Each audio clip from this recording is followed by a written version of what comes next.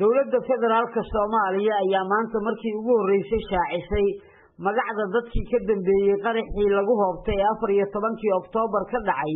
isgoyska Soobe ee magaalada Muqdisho. wasiirka amniga xukuumadda Soomaaliya Maxamed Abuukar Islow ayaa qaybaha kala duwan ee warbaahinta la wadaagay magacyada shakhsiyaadkii ka dambeeyay qaraxii Soobe iyo qarax kale oo isla la doonayay in lagu fuliyo gaari nooha ah balse ay ciidamadu ka hortageen. waxaan rabaa shacabka Soomaaliyeed in la wadaago ilaa hadda wax xog ah hayno baaritaanku way socotaa laakiin ilaa hadda xogta hayno in la wadaagno marka hore waxaan rabaa ninka la yiraahdo Mukhtaar Gardhow oo loo yaqaan Aynaan ama Fanax oo waana madaxa amniyaadka al-Shabaab waa ninka dejiye qorshaha xasuuqii 14 bishii 10aad 2017 waxaanu ku sugnaa Mubaarak oo ka tirsan gobolka Shabeellada Hoose kadib waxaa kaloo jira ninka la yiraahdo Cabdiweli oo loo yaqaan Cabdiqani waa madaxa qaraxyada gobolka Banaadir waana ninka uu ku soo dhaco ama amarka ka yimaad markuu amarka yimaado Mukhtaar Gardhow u qaabilsan qorshaha weerarka waxaa kaloo jiro ninkii noohada inteena qarxin ka hor gacanta lagu dhigo oo magaciisa la yiraahdo Xasan Aadan Isaaq waa qaabilsanaha fulinta howlgalka gobolka Banaadir waana isku xirihii weerarka 14 bisha Oktoobar ka dhacay isgoyska Sooba sidoo kale Xasan waa darawalkii lagu qabtay gaarigii noohada ahayd inta uusan wareejin qofkii loogu talagalay inuu isku qarxiyo isku nidaamiyo nasiib wanaag qofkii iyo Xasan isma haleelin qofka loogu talagalay inuu ku wareejin waxa la yiraahdaa Ali Yuusuf Waciis oo loo yaqaan Ducaale. sidoo kale wasiirka amniga ayaa sheegay in gaariga TMK ee qarxay uu waday nin lagu magacaabo Xuseen Aadan Maadey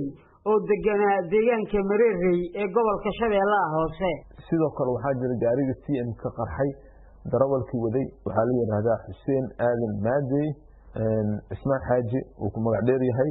waa hooyadiis waxa la yiraahdaa Faadimo Usmaan Cali degan Mareerey waa ninkii naftiisa halayay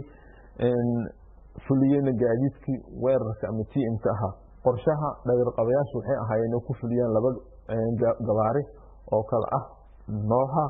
oo iyo gaariga TMK gaariga TMK waxaa la galay 18 bishii 8aad 2017 waxaana laga gaday Cabdullaahi Ibraahim Xasan wuxuuna ka gaday Xasan Aadan Cabdullaahi Afrax wuxuuna ku wareejiyay nootaayo ku taalo gobolka Banaadir ninka milkiilaha Cabdullaahi Ibraahim Xasan oo ah milkiilihii gaariga TMK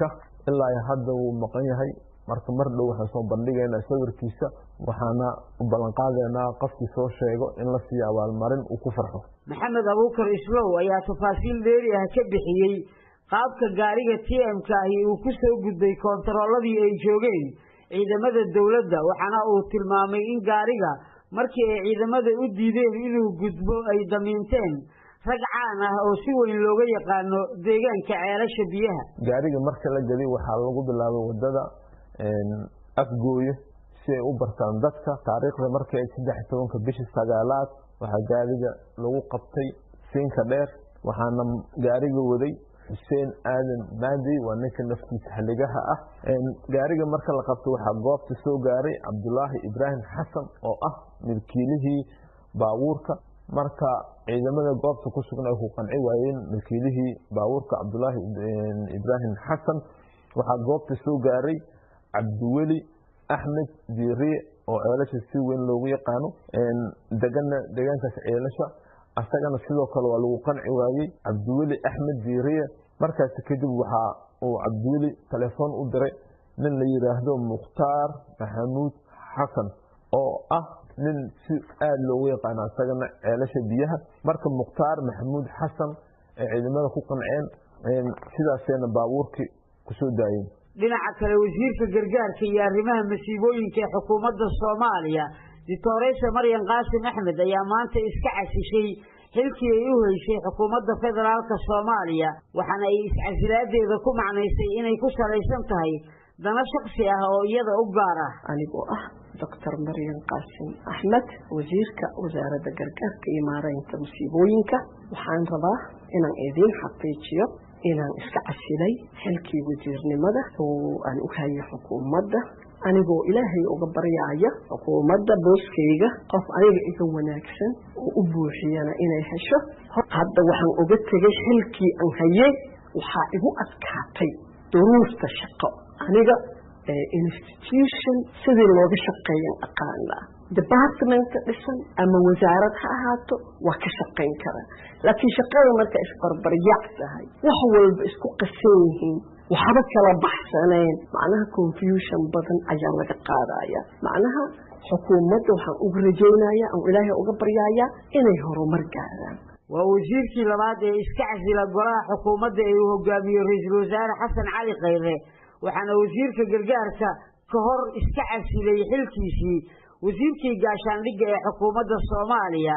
kaasoo ilaa iminka aan jagadiisii cidna loo magacaabin xasan kaafi qoyste VOA Muqdisho Galera Video Center channel. Subscribe for daily Somali news update. Thank you.